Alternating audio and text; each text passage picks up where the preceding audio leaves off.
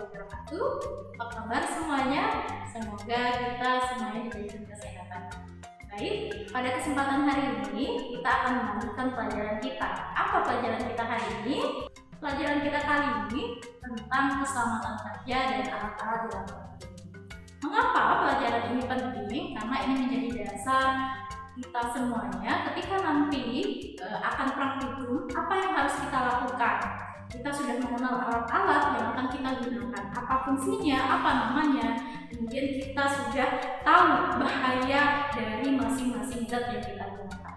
Baik, untuk selanjutnya teman semuanya akan melihat dari tayangan setelah ini.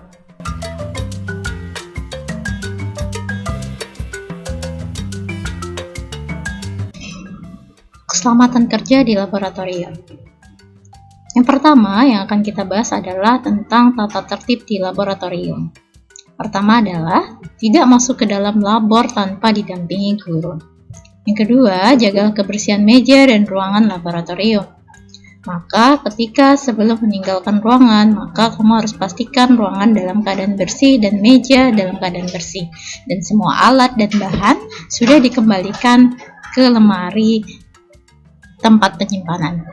Yang ketiga, tidak membawa alat dan bahan kimia keluar laboratorium kecuali atas perintah guru.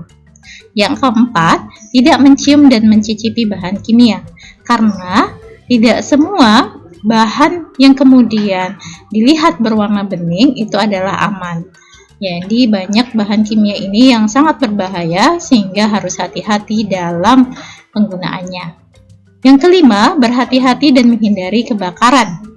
Yang keenam, jika terjadi kecelakaan, barang pecah, atau alat rusak, segera dilaporkan kepada guru. Yang ketujuh, tidak mencampurkan bahan kimia sembarangan. Maka, semua proses dan langkah-langkah kerja dalam praktikum harus sesuai dengan langkah-langkah prosedur yang sudah ada di LKPD.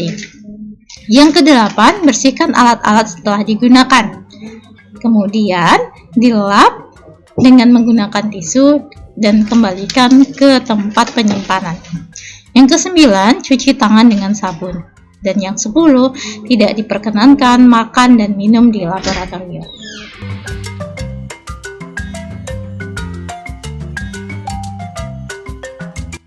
Simbol-simbol bahan kimia berbahaya. Ketika kita memasuki lab, maka kita akan menemukan bahan-bahan kimia yang diberikan simbol atau label. Apa harus diberikan simbol atau label? Simbol atau label tersebut akan menjelaskan sifat bahan kimia tersebut. Apa saja simbolnya? Yang pertama adalah eksplosif, mudah meledak. Bahan kimia dengan simbol ini dapat meledak dengan pukulan atau benturan, gesekan, pemanasan, api, dan lainnya. Maka yang harus kita lakukan untuk menghindari terjadinya ledakan adalah menghindari bahan kimia tersebut dengan pukulan, gesekan, pemanasan, api. Selanjutnya, ini adalah bahan kimia yang diberi label pengoksidasi. Bahan kimia ini biasanya sebenarnya tidak mudah terbakar. Namun, jika dikontakkan dengan bahan yang mudah terbakar, maka akan meningkatkan risiko kebakaran. Artinya, kebakaran akan mudah terjadi. Maka yang harus kita lakukan adalah menghindari bahan tersebut dengan panas dan bahan lain yang mudah terbakar. Selanjutnya, ini adalah bahan mudah terbakar. Flammable ini ada dua jenisnya, mudah terbakar dan sangat mudah terbakar. Bahan-bahan kimia dengan simbol ini memiliki titik nyala yang rendah, atau gas yang mudah terbakar jika bereaksi di udara, dan logam tertentu yang terbakar jika terkena air. Maka yang harus kita lakukan adalah menghindari campuran dengan udara dan menghindari kontak langsung dengan air pada logam tertentu. Selanjutnya, ini adalah bahan kimia dengan simbol toksik atau beracun. Bahan kimia dengan simbol ini bisa menyebabkan kerusakan kesehatan kronis, bahkan kematian jika terkena tubuh dengan konsentrasi tinggi.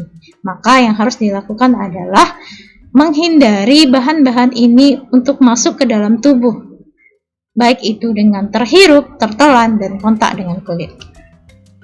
Selanjutnya, ini adalah bahan kimia yang berbahaya iritasi. Ini dapat merusak kesehatan jika masuk ke dalam tubuh akibat terhirup, tertelan, dan kontak dengan kulit. Korosif, ini dapat merusak jaringan tubuh, iritasi pada kulit, gatal-gatal, dan kulit mengelupas. Maka yang harus kita lakukan adalah menghindari kontak langsung bahan kimia tersebut dengan kulit.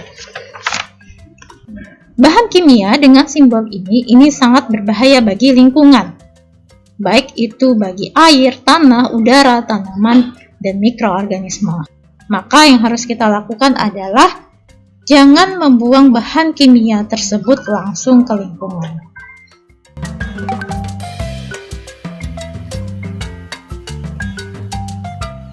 Alat laboratorium dan fungsinya. Pernahkah Anda semuanya ke laboratorium IPA? Kalau kamu ke labor, kamu akan menemukan banyak alat yang akan digunakan untuk praktikum. Selanjutnya kita akan melihat alat-alat apa saja ya yang ada di laboratorium IPA dan kimia. Silakan disaksikan.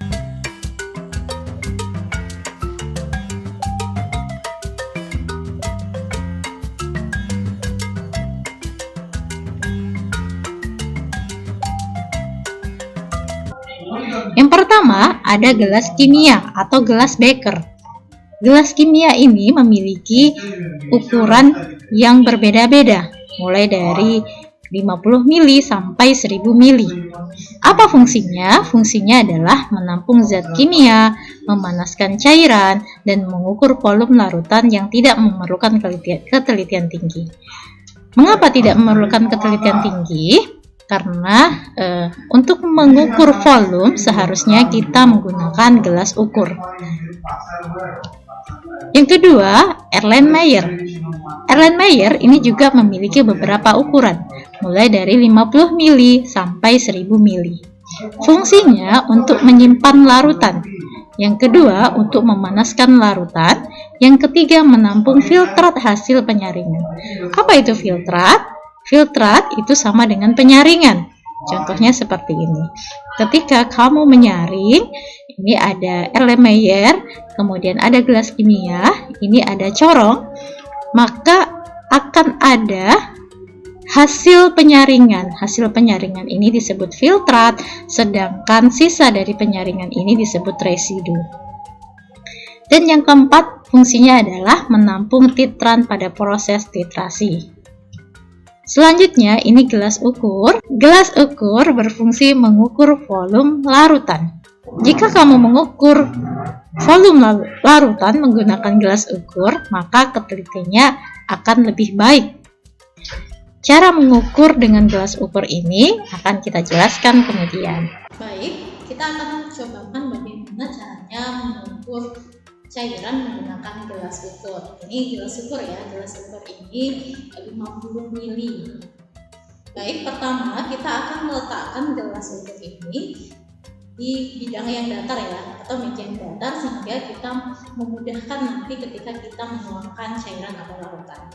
Baik, kita sudah letakkan di meja yang datar, kemudian kita akan melakukan percobaan untuk mengukur cairan atau larutan menggunakan gelas ukur. Gelas ukur yang kita gunakan ini adalah gelas ukur 50 ml.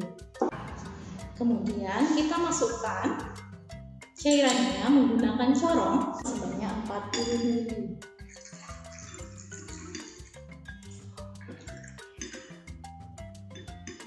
Oke, pelan-pelan ya. Mendekati 40 ml. Jika ada kekurangan sedikit atau kelebihan, kita bisa menambahkan dengan pipet tetes.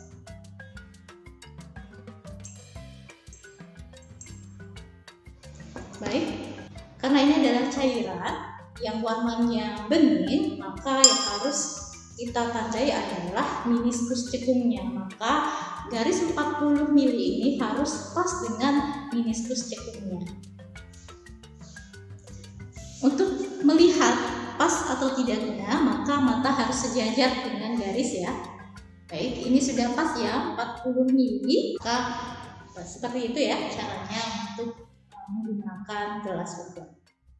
Yang keempat, tabung reaksi. Tabung reaksi berfungsi untuk menampung larutan. mencampur larutan, mereaksikan zat, dan memanaskan bahan kimia. Yang kelima ada labu ukur. Labu ukur berfungsi untuk mengencerkan zat. Bagaimana caranya? Caranya adalah ada larutan pekat, diambil, kemudian diukur menggunakan gelas ukur. Larutan yang sudah diukur kemudian dimasukkan ke labu ukur. Kemudian larutan ini ditambahkan air sampai pada batas volume dari labu ukur. Yang keenam ada batang pengaduk. Batang pengaduk berfungsi untuk mengaduk larutan dan memindahkan larutan dengan cara dekantasi. Apa itu dekantasi? Yaitu salah satu cara pemisahan campuran dengan cara mengalirkan cairan ke batang pengaduk, sehingga cairan akan turun dengan teratur ke dalam gelas kimia. Yang ketujuh ada pembakar spiritus, yang berfungsi untuk membakar zat dan memanasi larutan. Pembakar spiritus ini diisi dengan larutan spiritus. Yang kedelapan, pipet tetes. Pipet tetes berfungsi untuk memindahkan cairan dari satu wadah ke wadah lain. Yang kesembilan, ada kaca arloji. Kaca arloji berfungsi sebagai wadah zat untuk menimbang, penutup saat melakukan pemanasan. Contohnya ketika kamu melakukan percobaan sublimasi, ketika kamu melaksanakan percobaan ketika di SMP. Di sini, kaca arloji digunakan untuk menutup ketika pemanasan. Yang ketiga, wadah untuk mengeringkan bahan. Yang ke-10 ada pipet ukur, berfungsi untuk mengukur volume larutan. Yang ke-11 ada buret, berfungsi untuk mengeluarkan larutan dalam volume tertentu. Yang ke-12 ada timbangan untuk mengetahui massa zat. Yang ke-13 ada cawan porselin sebagai wadah untuk mengeringkan bahan sampel pada suhu tinggi. Corong berfungsi untuk memindahkan larutan dan menyaring zat atau larutan. Mortar dan alu ini digunakan untuk menggerus dan menghaluskan bahan kimia. Rak tabung reaksi digunakan untuk menyimpan tabung reaksi. Plat tetes digunakan sebagai tempat mereaksikan zat dalam jumlah kecil. Penjepit tabung reaksi ini untuk menjepit tabung reaksi selama melakukan proses pemanasan agar tidak terkena tangan sehingga lebih aman. Dan spatula digunakan untuk mengambil bahan kimia dalam bentuk padatan.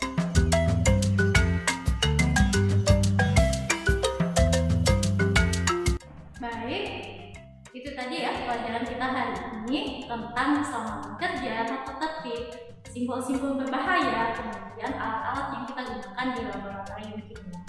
Semoga kamu semuanya bisa memahaminya ya. Tadi kita sudah mempelajari tentang simbol-simbol berbahaya, simbol-simbol yang kemudian ada di bahan-bahan kimia. Sehingga ketika kita mengetahui bahaya dari bahan-bahan tersebut, kita akan lebih hati-hati dan kemudian lebih tepat dalam penggunaannya. Kemudian, maka kemudian kita harus tahu alat-alat fungsi dari setiap alat-alat kimia ini. Ketika kita tahu fungsinya, maka ini akan memudahkan kita dalam pengerjaan kita praktikum. Semoga bermanfaat dan menambah pengetahuan kita dan kamu semuanya bisa memahami dari pelajaran tadi. Assalamualaikum warahmatullahi wabarakatuh.